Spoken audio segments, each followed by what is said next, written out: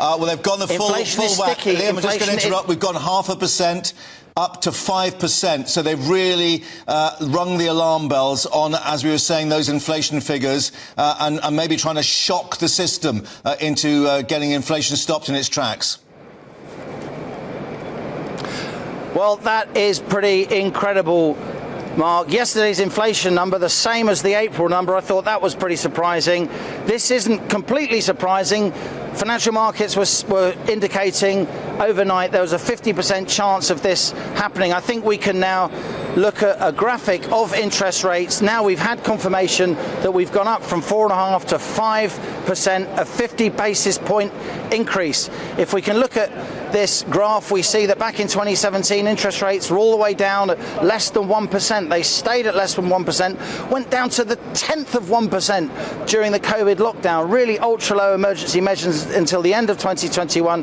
Then we saw on the right of the screen for GB News viewers, radio listeners can bear with me, that staircase, 13 successive interest rate rises, all the way up to 5%. Now, most of those increases, almost all those increases, have been 25 basis point, quarter point increases, baby steps, if you like. The Federal Reserve in the UK, they've been doing much bigger 50 basis point increases. I think I'm right in saying, Mark, this is the second time the Bank of England's raised interest rates by 50 percentage points, 50 basis points, whole half of 1% in this interest rate cycle, up at 5%. The real question, okay, what's going to happen over the next few minutes is sterling is going to rocket because currency dealers will get more of a return on the domestic currency. But then we've got to really think about what happens to government bond prices. If government traders in government bonds think that the Bank of England is now panicking, they will punish the government for that. They will demand more money in order to lend money to the British government. They'll demand a higher rate of interest because they think the bank might know about some bad news that the markets don't yet know about. But look, this is going to be tough. If you are coming to the end of a 5-year, a 3-year, a 2-year fixed rate deal in the coming months, you will pay a lot more to renew your home loan. But Mark, we must say, the banks and the building societies, we know there's an emergency summit tomorrow with the Chancellor. I think we're going to see the banks and the building societies being lent on very heavily.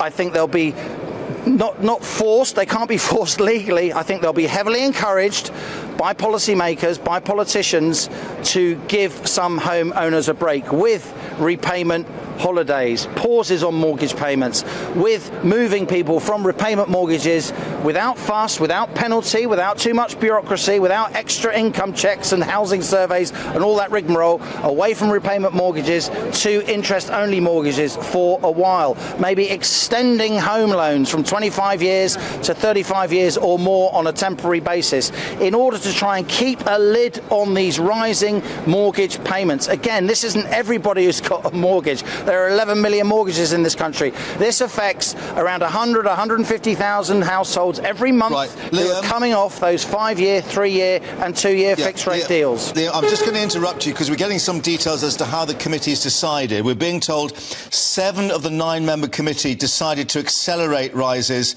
i.e. go for the 0.5%. So basically it's not across the board, but it is the majority. And of course, one wonders what the Bank of England statement, the Monetary Policy Committee statement, is going to say about why it's gone this way. As you're saying, sentiment very important in the way the money markets react.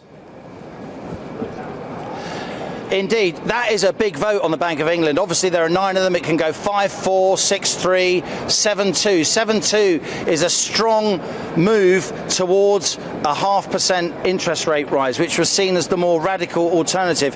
You know, here's my instant analysis, Mark. I've been saying and writing for a long time that the Bank of England's Monetary Policy Committee is riven by groupthink, and it is riven by groupthink because for months and months and even years they didn't take inflation seriously. They didn't heed the warnings of some of us who were warning back in 2020, 2021 a big inflation surge was coming and they should start raising interest rates earlier. They dismissed us. They said, don't worry, old boy, inflation is transitory. It hasn't proved to be transitory. It's very, very persistent and stubborn as we see, particularly here in the UK. Yeah. I would say they are now overcompensating for the mistakes they made before. I would say that this is an overreaction to go to 50 basis points. Okay. I've been arguing in recent weeks they should actually hold interest rates because they've got so many interest rates already in the rises in the can, and they do take months, even years, to have an impact. So let's talk through the consequences of that. At 5%, that's the highest level now for 15 years.